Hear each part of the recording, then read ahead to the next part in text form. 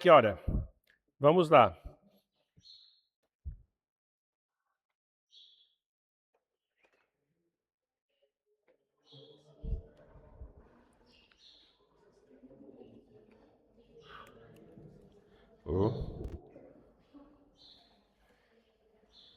Nós estamos estudando então Deuteronômio.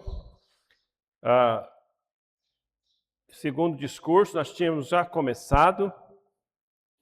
Então nós temos ali regras sobre batalhas, certo? Interessante que ele dá todo sobre esse assunto, né? Cuidado pelos mortos, esposas cativas, heranças. Tudo isso a Bíblia tem a dizer, certo? Disciplina da família, remoção do cadáver da forca. Então, todas essas coisas ali tá ali. Propriedades perdidas, proíbe-se o travesti, proibida a mistura de sementes e de diversos animais. Tá vendo aqui? Então, ela entra na área, na área moral, entra na área de agricultura, certo? Entra na área de também sobre os animais, lei sobre casamento, então todas essas leis de mordomia, ofertas e de dízimos, então todas essas coisas aqui é tratado no livro de Levítico. Isso aqui também já foi tratado, no Levítico não, é tratado em Deuteronômio.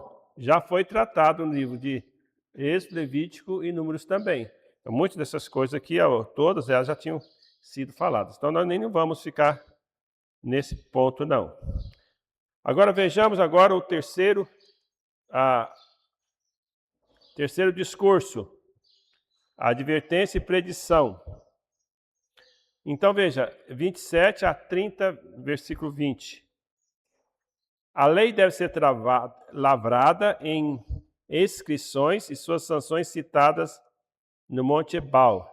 Então, vocês devem lembrar ali que estava no Monte Ebal, Monte Gerizim, onde eles fizeram, então, tanto a bênção, se a pessoa obedecia, e a maldição se a pessoa não obedecer. Nós vamos citar um pouco hoje, à noite, essa questão também da lei, porque a lei ela foi dada ao povo de Israel, mas Deus nunca planejou que alguém fosse salvo por intermédio da lei, certo? Esse nunca foi o plano de Deus que alguém fosse salvo por cumprir a lei. Por quê? Porque para cumprir a lei tem que cumprir a risca, tem que cumprir todos os mandamentos. E qual homem consegue cumprir todos os mandamentos? Certo? Porque, na verdade, os homens achavam que podia, só que eles minimizavam os mandamentos. Os fariseus achavam que podia. Certo? Então, Jesus, quando vai e interpreta a lei de forma correta, ele deixa bem claro que eles não obedeciam.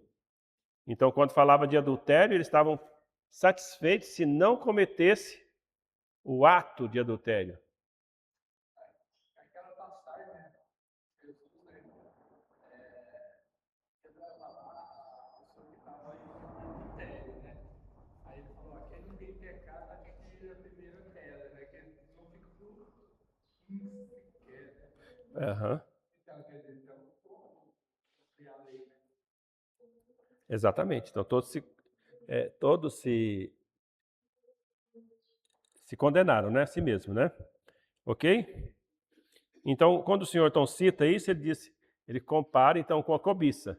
Então, se a pessoa não cometeu o ato, mas ela cobiçou, então ele já é culpado. O assassinato. Você não matou literalmente alguém, mas se você desejou, se você quis matar, né? Então a gente já é culpado. Nesse sentido, acho que todo mundo aqui já matou alguém, né? Na interpretação de Jesus. Quem nunca ficou com tanta raiva que às vezes quis matar alguém, né? Então, às vezes nós já cometemos esse pecado. Então, nós temos então aqui as condições de bênção e para a pessoa deveria cumprir as bênçãos fazer o mandamento para ter as bênçãos ou a maldição. Esse cheiro, né?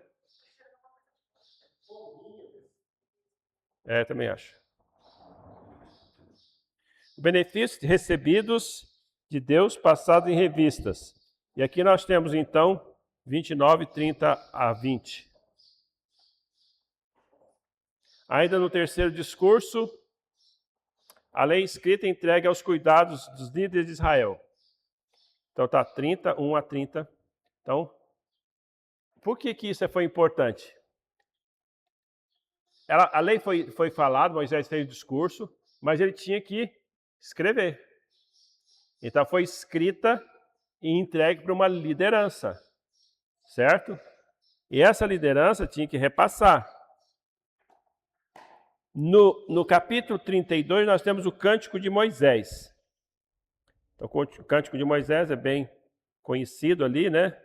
E depois do Cântico de Moisés, as últimas recomendações e a despedida. A última exortação de Moisés, 32, 47. E, finalmente, ali, Moisés advertido da morte que se aproximava. Então, Moisés não pôde entrar na terra prometida, por quê? Exato, ele feriu a rocha, então deixou de glorificar o nome de Deus.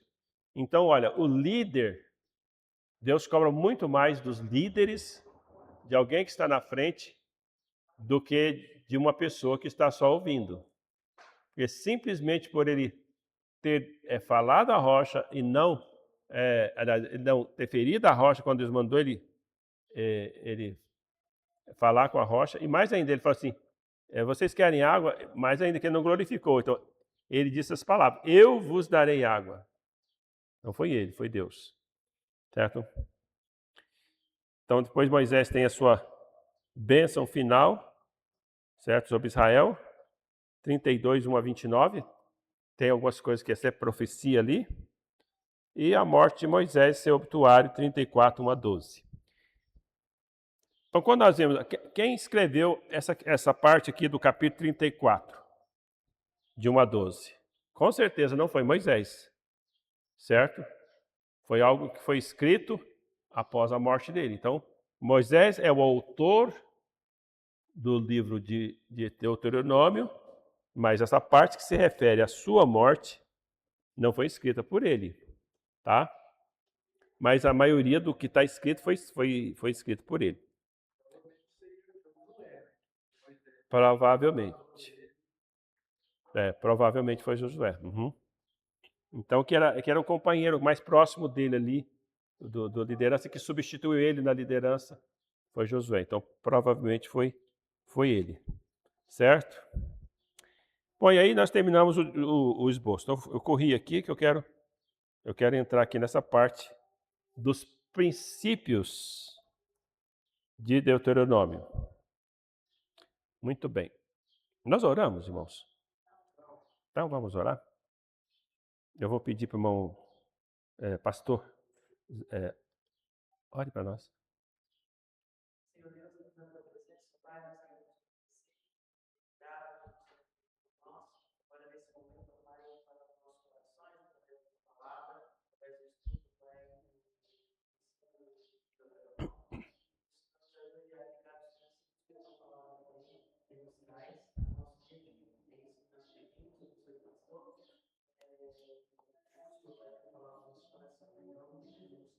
Amém. Muito bem. Então, Deuteronômio é um resumo, é um sumário da lei. É um sumário da lei para orientar a nova geração que estava para entrar na Terra Prometida, mas que não tinha ouvido os mandamentos de primeira mão por boca de Moisés. Então, acaba então que eles ouviram também de primeira mão, no caso de ouviram de Moisés. Então, aquela nova geração. Nós já falamos sobre isso, né?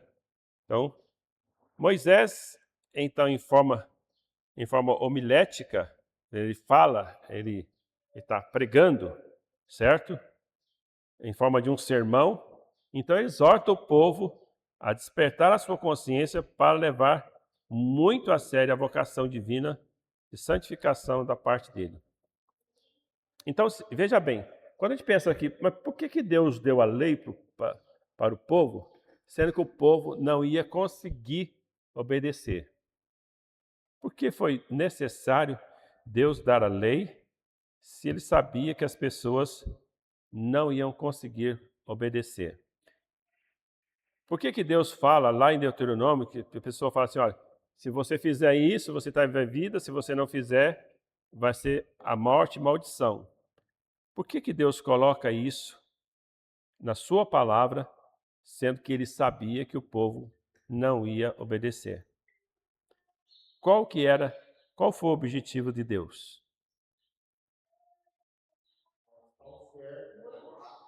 Muito bem.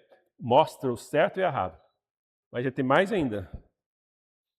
Já que eu não conseguia fazer o certo nem evitar o errado, o que ele queria mostrar? Que tinha consequência. Tudo bem. Mas ele queria mostrar mais coisa ainda. O que mais? Se a consequência se eu desobedecer. Aí lá no Novo Testamento tem esclarecimento sobre isso. Pela lei vem o quê? Pleno conhecimento do pecado. Paulo cita assim, olha, eu não teria conhecido a cobiça se a lei não dissera, não cobiçarás. Então é o seguinte, a lei ela foi importante exatamente para eu entender o que é o nível de santidade, aonde Deus quer que eu chegue, certo? Mas também, ao mesmo tempo, eu vejo que Deus é santo, ao mesmo tempo eu vejo que eu não sou santo, não sou perfeito e não consigo, porque eu sou pecador. Então a lei, ela vai me trazer o conhecimento do meu pecado, da minha incapacidade de cumprir, da minha capacidade de chegar à plena santidade e santificação de fazer as coisas que Deus quer. Pegar uma parte da história do povo hebreu, quando eles estavam no Egito, eles não tinham a lei escrita, Uhum.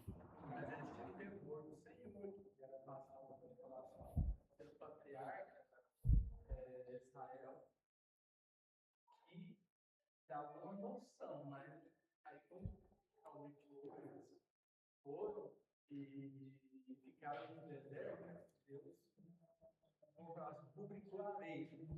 Existia, mas foi publicada essa lei que dá a plenitude para todo mundo. Então, olha, agora está escrito, né? Para vocês cumprirem. Exato. Uhum. Muito bem, isso que o Lemoniel falou está certo. Então não é que eles não tinham nada antes da lei. Eles já tinham aqui as coisas certas e erradas, eles tinham noção do certo e errado. Só que a lei ela foi bem abrangente. E também, lembra que o pastor falou que estavam para ser uma nação. Antes era um povo sem... na verdade, ali no Egito estavam sendo escravos. Eles seguiam a lei do Egito. Eles tinham que seguir a lei do Egito. Certo? Então, e como eles estavam prestes a se tornar uma nação, então eles precisavam da lei também, tá? Então, mas essa lei não teve só o objetivo de formar a nação. Essa lei teve um objetivo muito mais abrangente para formar o caráter de um povo, para formar a vida de um povo e também mostrar quem é o homem no seu interior. Quem eu sou, certo? Então nós temos aí alguns exemplos. O jovem rico, quando ele chega para Jesus, ele pergunta: que farei para herdar a vida eterna? Por que Jesus não respondeu para ele? Bom, você tem que crer em mim e fazer a minha vontade. Por que Jesus já não falou logo que ele tinha que crer nele, que ele era o Messias e tudo? Por que Jesus não falou para ele o evangelho de forma clara? Jesus pegou e respondeu para ele. O que Jesus respondeu para ele? Ele falou assim, então, Você quer fazer alguma coisa? Então, guarda os mandamentos. Certo? Porque ele respondeu a pergunta dele. A pergunta dele foi: o que eu posso fazer? O que eu farei para herdar a vida eterna? Você vai fazer o quê? Então você vai guardar os mandamentos. Aí daí ele cita especificamente quais são. Daí Jesus fala todos os mandamentos. Ele responde: tudo isso eu tenho feito desde a minha mocidade. Veja, ele acreditava que estava guardando os mandamentos. Certo? Ele acreditava que estava guardando. Então o que Jesus teve que falar? Tem que prová-lo. Ele era um jovem rico. Deus falou para ele o seguinte: só uma coisa te basta. Vai, vende tudo que tens, dá aos pobres e vem, siga-me. Você vai me seguir. Mas você vai vender tudo que você tem e você vai dar tudo que você tem aos pobres. Não é que isso virou um princípio para a vida toda, que todo rico, para seguir Jesus, tem que vender tudo e dar aos pobres para vir seguir Jesus. Não é um princípio, mas Deus estava querendo provar ele especificamente. Por quê? Ele achava que estava guardando o mandamento, certo? Então Deus provou ele, olha, vai, vende tudo que tens e dá aos pobres. O mandamento é amar o próximo como a ti mesmo. E você vai seguir-me. Seguir-me, você, eu, sem pensar em bens, você vai se entregar completamente para me seguir. Ele saiu de lá triste, porque ele possuía muitos bens. Mas ele não pôde. Então Deus mostrou para ele que ele não cumpriu o mandamento. Só que ele já saiu dali, certo? Ele saiu dali triste, para ele acabou a conversa. Para ele acabou. O preço era caro demais para ele não queria pagar. Certo? Aí onde Jesus não fala aquela frase muito conhecida, né? Que é mais fácil passar um rico, é mais fácil passar um camelo pelo fundo de uma agulha do que o rico entrar no reino dos céus. Então, é mais fácil você pegar uma agulha, enfiar uma corda dentro da agulha do que o rico entrar no céu. Você fala assim, é uma possibilidade, impossível você enfiar uma corda dentro de uma agulha. Certo? Mas aí Deus ensina para os discípulos que ficaram. O que é impossível aos homens é possível a Deus. Ali o ensinamento é isso. Realmente é impossível aos homens, mas é possível a Deus. Certo? Esse era o grande ensinamento daquele que Jesus tirou daquela história. Certo? Os seus discípulos aprenderam porque eles ficaram. Certo? Então, por quê? A pessoa, Deus queria mostrar que ninguém pode fazer qualquer coisa para ser salvo. Certo? Mas o que é impossível para eu fazer, Deus já fez. Então é que a dependência de Deus, né, para ser salvo. Uhum. Dependência de Deus. Eu, quer dizer, todo o mandamento na minha obra, mas o principal que ele pediu para aonde que estava a fé dele, estava nos bens dele, né? Que era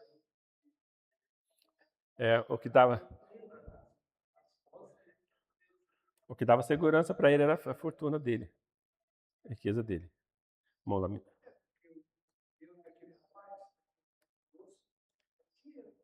é. Aham. É verdade.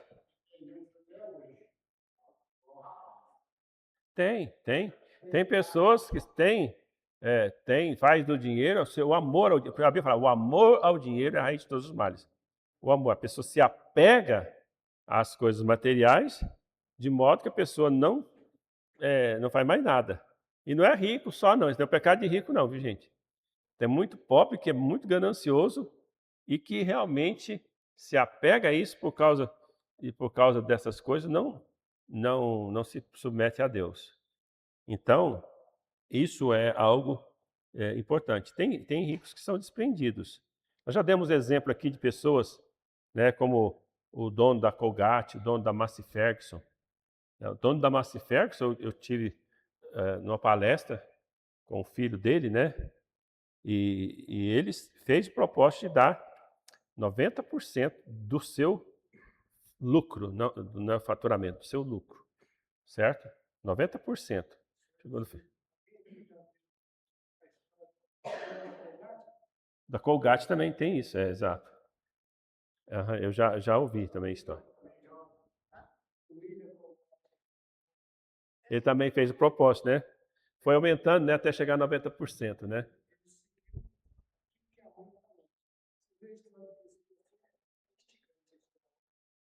Aham. Então tem várias pessoas que realmente não se desprenderam. Então, não se prenderam às riquezas, tá? E você eu citei um exemplo do Massey Ferguson porque foi através da fundação deles que eles fundaram a Igreja Batista Esperança lá de São Paulo, certo? Toda aquela estrutura, a maior igreja ali, estrutura bem forte, é um prédio lá, foi financiado por ele, só um homem, certo? Não, só que a fundação, hoje é uma fundação, né? Então, porque alguém, né, Deus tocou no coração que aquela pessoa ia fazer isso, certo? Então Deus usa pessoas ricas e que faz o propósito diante de Deus, vai indo, trabalhando, e uma igreja também não vive sem finanças, né? Nós precisamos de finanças para a igreja prosperar, tá? Muito bem, mas vamos voltar aqui ao princípio. Nós estávamos perguntando a respeito do objetivo da lei, certo? Então Deus quis mostrar ou fazer pleno conhecimento do pecado, saber o que estava dentro do nosso coração. Então, para que Deus quer que eu veja que eu sou pecador e não posso fazer nada para a minha salvação? Para Ele me mostrar a necessidade que eu tenho de um Salvador. Para Ele mostrar a necessidade do Salvador. Então, e Deus já fez tudo.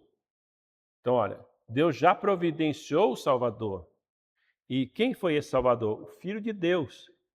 Jesus, né, Filho de Deus, o próprio Deus se fez homem, habitou entre nós, e Ele esteve aqui entre nós, e como homem Ele obedeceu à lei, fez tudo aquilo que a lei exigia, e pagou o preço da penalidade do nosso pecado, através da sua morte. Então Ele já cumpriu tudo, por isso que não há mais condenação para os que estão em Cristo Jesus. Então só há salvação em Cristo. E isso humilha também o homem, porque eu tenho que chegar diante de Deus com toda humildade. Não é o que eu farei. Lembra da história lá esqueci o nome dele, daquele homem leproso lá do templo de Eliseu? Ele falou que tinha que lavar 7 vezes. Como é que ele chama? Não, é Amã? Naamã, isso. Acho que é isso mesmo. Então o profeta falou, você vai lavar 7 vezes no Rio Jordão. Era uma coisa que humilhava ele. Exato. Ele falou assim, não, se você me der X, você vai ser curado. Ele estava disposto a dar o que ele tinha. Ele levou muitos bens da riqueza. O profeta não falou isso. Você vai lavar no Rio Jordão 7 vezes. Ele já ia embora, ele não estava disposto a fazer isso. Mas os soldados dele, os comandados dele, falaram assim, olha, se ele tivesse pedido uma coisa difícil, você não estava disposto a fazer? Sim, então foi uma coisa simples, faça. Por quê? Porque é uma coisa simples que humilhava. Exatamente. Então eu tenho que ser humilde o suficiente para saber, eu não posso fazer nada para a minha salvação. Eu preciso somente confiar naquilo que Deus já fez. Eu deposito a minha confiança na obra realizada pelo Senhor Jesus Cristo. Deposito a minha fé. Creio que Jesus Cristo pagou o preço dos meus pecados. É isso. Esse é o objetivo da lei. Para me mostrar que eu sou pecador e reconhecido como pecador e que eu nada posso fazer para a minha salvação, também agora estou pronto para olhar e ver Cristo como meu único, todo suficiente Salvador, o único que pode me salvar. Então, a minha confiança é somente no Salvador. Essa história da Naamã, assim, é muito interessante, porque ele estava disposto a fazer um sacrifício grande. Ele. Então ele estava na força dele. Eliseu falou para ele, vai tomar banho no rio, que Deus não tem sacrifício nenhum, não me cobrou nada, que Deus, como é que mexe com a cabeça da pessoa? Porque a gente sempre está disposto a fazer um sacrifício grande. Tá? Eu consegui, né? Eliseu, Qualquer coisa ele ia sair falando, não paguei tanto para você curar. É. E a glória não é. esforcei, né? Ele fala isso. Eu me esforcei. Esforcei para ter isso.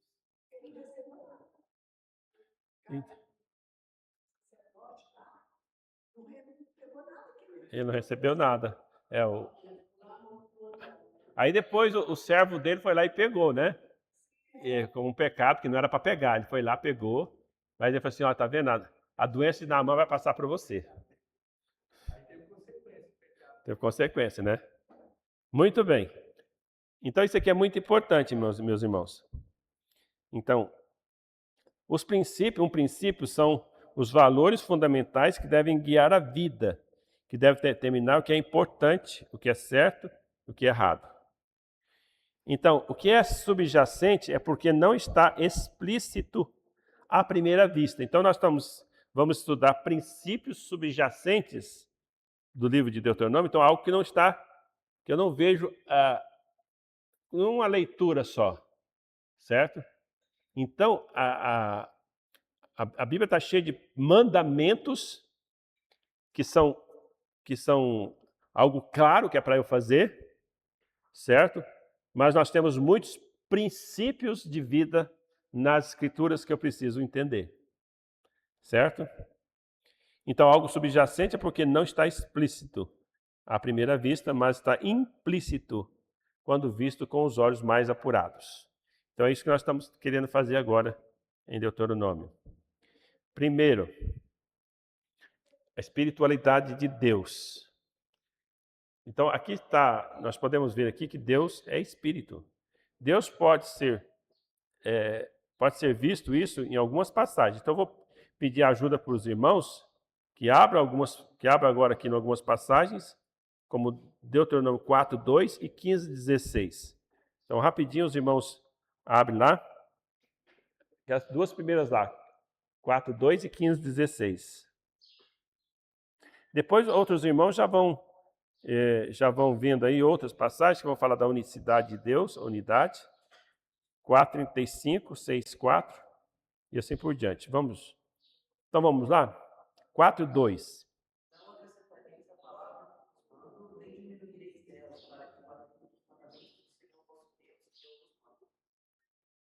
Lê de novo, pastor.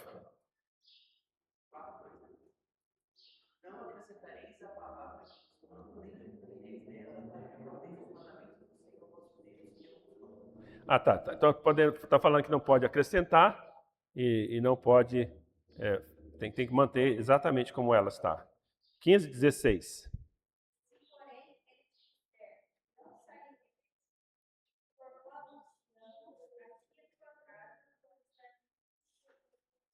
Eu não estou conseguindo ouvir.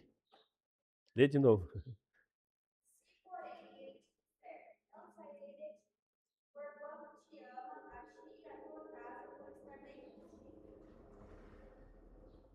Ok.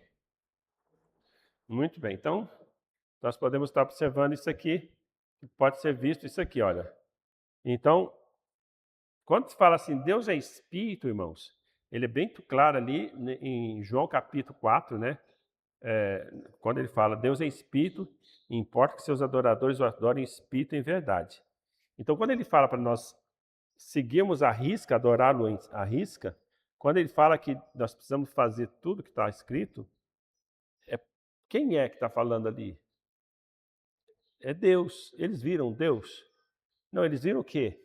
Eles viram o poder de Deus, viram uma manifestação do poder dele. Eles viram a ação dele através das coisas que eles presenciaram. Mas mesmo assim, Deus pede, você vai obedecer. Tá? 4:35 a 39.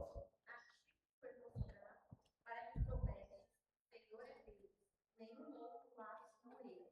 Os céus te preservou para te ensinar, e sobre a terra te mostrou o seu grande fogo, e do meio do fogo bendiz as suas palavras. Porquanto amou teus pais e escolheu a tua descendência dentre eles, e te tirou do Egito. Ele mesmo presente com a sua grande força, para lançar diante de ti nações maiores e mais poderosas do que tu, para te introduzir na tua terra e te dar por herança, como hoje se vê. Por isso, hoje, saberás e refletirás no teu coração que só o Senhor é Deus, em cima do céu e embaixo da terra. Nenhum outro há. Então ele está mostrando aqui, olha, eu só sou Deus. Então, Deus é único. Voltando àquela.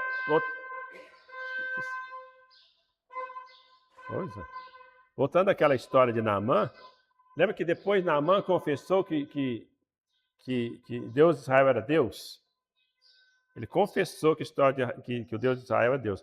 Mas ele falou uma outra coisa. Ele falou assim: se por acaso você vai me perdoar, se lá eu estiver prostrando diante dos meus deuses, tal, etc e tal. Porque ele acreditou que o Senhor era Deus, mas ele não deixou de adorar outros deuses. Quer dizer, aqui Deus quer dizer, olha, eu sou Deus, você não vai adorar outros deuses. Está bem claro aqui. Veja bem, 6:4. Ouve Israel, Senhor nosso Deus, é o único Senhor. O Senhor de Israel é o único Senhor. Então, antes dele falar os mandamentos, ele falou assim: eu sou o único Senhor. Porque como eles eram politeístas, então, como havia muitas nações politeístas, eles podiam dizer, bom, Deus de Israel é Deus, sim, mas também tem outros deuses, esse também é Deus. Lá o Egito tem seus deuses, outros também têm seus deuses. Então, quando você fala de politeísmo, a pessoa confessar que o Deus de Israel é Deus não é suficiente para saber se ele crê em Deus. Ele tem que crer que Deus é único.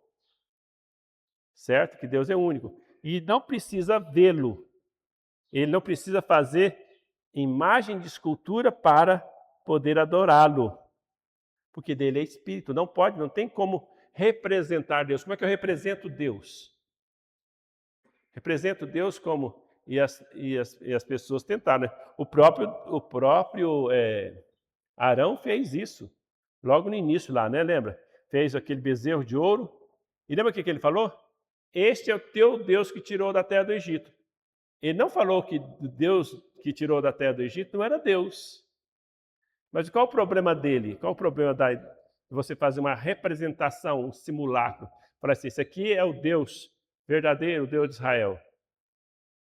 É porque Deus não é aquilo lá. Deus não tem aquela imagem, Deus não tem aquele formato. Deus é espírito. Então não posso ter uma imagem de escultura. Uma imagem de homem, não é. Deus não é homem também. Eu não posso falar que imagem que tem Deus, certo? E ele faz isso, desvia o foco de Deus para aquela imagem. Para aquela imagem, exatamente. Aí entra a idolatria. Então eu tenho que saber, só um Deus, certo? Ele é único e ele é espírito, certo? Hã? Jesus veio ao mundo, né, para morrer pelos nossos pecados. Então, é o próprio Deus que fez homem. É. Não é o filho, não é filho dele, sim, mas era o próprio Deus mesmo. Ele veio em forma de homem para os nossos pecados. Ele morreu, o próprio Deus. Olha, é o próprio, mas quem veio é a pessoa do Filho de Deus. Filho de Deus é Deus. É a questão da doutrina da trindade. Deus se manifesta em 3 pessoas: Pai, Filho e Espírito Santo. Então, quem veio é o Filho, certo? Ele é o próprio Deus, ele é Deus. Então, ele se manifestou entre nós, né? Então, o próprio Deus. Tá? A Trindade, irmãos, E manifesta quando a gente é salvo. Lá no Novo Testamento, mostra Deus, você está comigo todo dia e não vê? exatamente. Aham. Então, quando a gente percebe, quando a gente vê assim, olha, é difícil você falar assim, ó, a Trindade eu posso defini-la assim, assim, assim. Não tem, esse é um mistério das Escrituras que nós não entendemos 100%. Nós aceitamos porque a Bíblia fala que o Pai é Deus, que o Filho é Deus, que o Espírito Santo é Deus, mas não são 3 deuses, é um só Deus. Eu posso dizer que o próprio Deus morreu por nós, posso dizer sim, mas na pessoa do seu Filho, certo? Porque também ali estava, porque ali, quando o filho estava para morrer, perto ali, ele falou assim: Deus meu, por que me desamparaste? Então, as 3 pessoas são distintas, certo? Elas não são a mesma pessoa, são pessoas distintas, certo? Oi? Mas é um só Deus. Pessoas distintas, mas um só Deus. Por exemplo, quando nós fomos para a eternidade, quem que nós vamos? Jesus, de Deus. Se eu ver Deus, se eu ver Jesus, eu vejo Deus. Então, aí está. Então, eu não vou ver três deuses lá. Se eu ver um, eu vejo o outro, certo? É um grande mistério. Por isso surgem algumas seitas. Por exemplo, tem a seita do Testemunho de Jeová, fala assim: não, só o Pai é Deus. O Espírito Santo é apenas um homem perfeito. Jesus é um homem perfeito, etc. e tal, mas ele não é Deus. E o Espírito Santo é apenas uma força, uma influência. Porque eles não conseguem admitir, querem explicar. Mas não é só essa seita, não. Tem a seita dos unitaristas.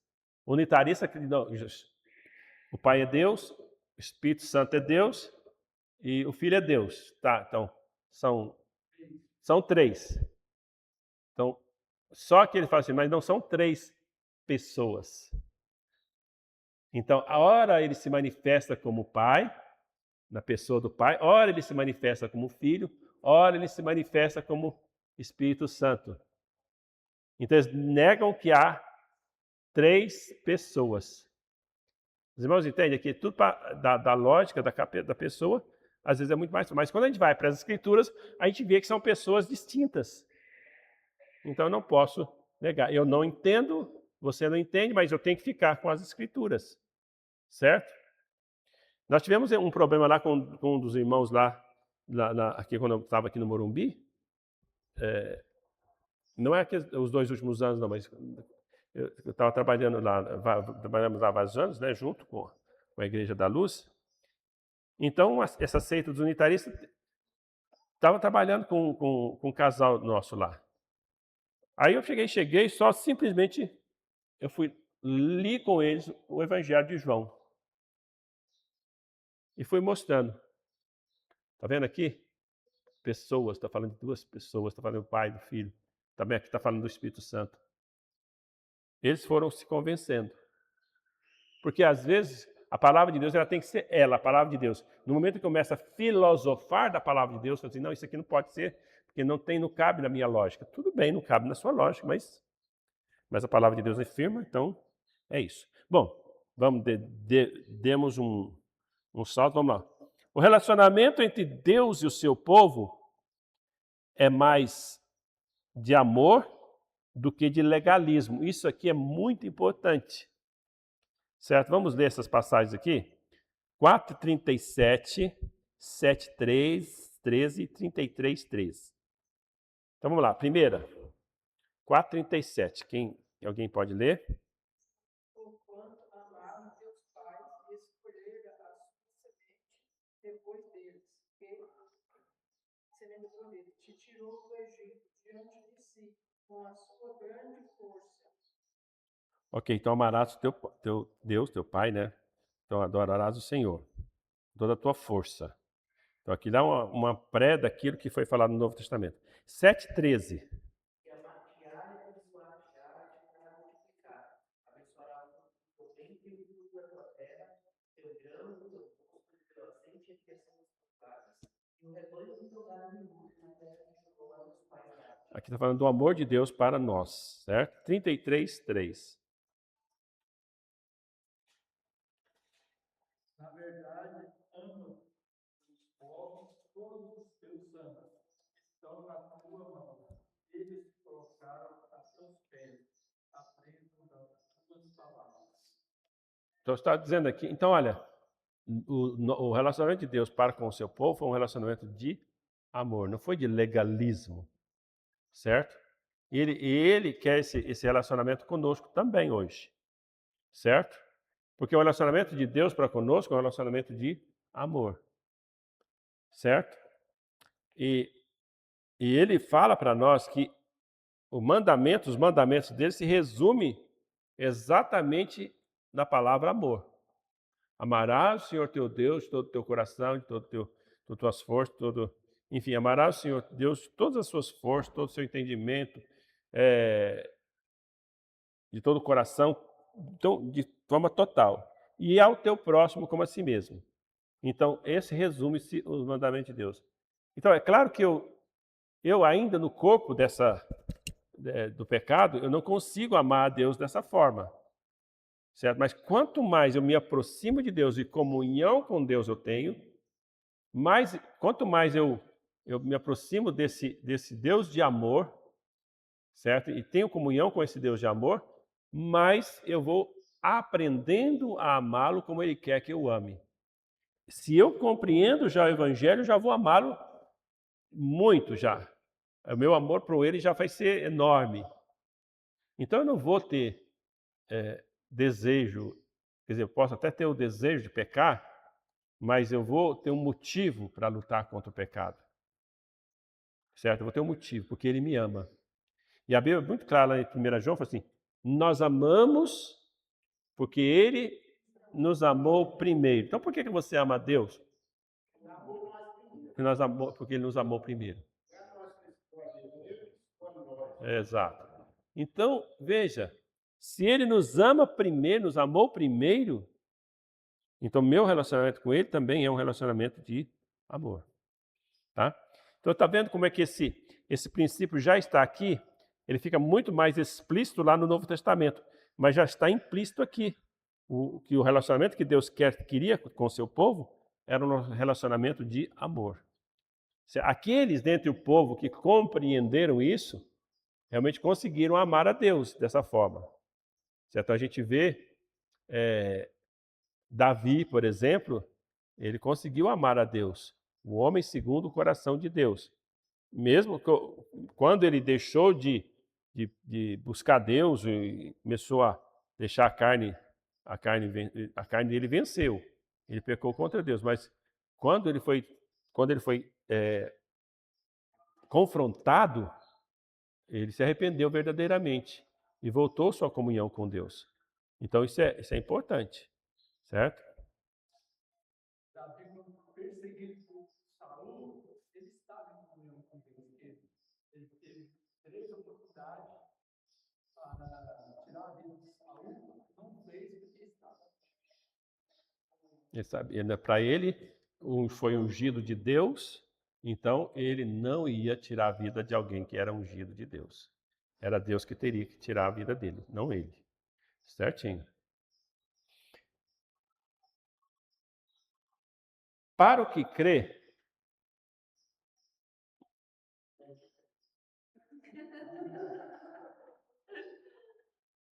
Muito bem, então vamos lá.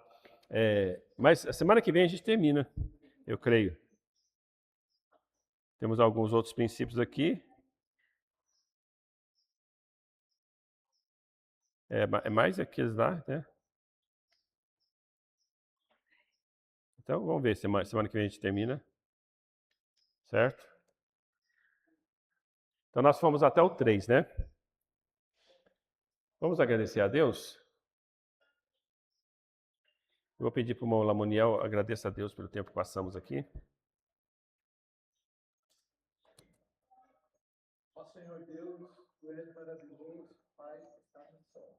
Obrigado, Senhor, pela tua palavra, pelo teu ensinamento, Senhor, e por esse momento que estava aqui, comunhão com o Senhor, aprendendo a tua palavra. Faz que nós guardemos o coração, praticamos e também o Senhor nos traz logo aqui à noite para ouvir mais a tua palavra e guardar. Abençoe, Senhor, todos os irmãos que estão aqui, também aqueles que não puderam vir, também toda a tua palavra que foi passada para os irmãos, também ali os trabalhos com as crianças. O Senhor abençoe tudo, usa nós para fazer a tua vontade. Amém. Ó Pai, abençoe o restante desse domingo e que nos proteja. Que pedimos e agradecemos. Amém.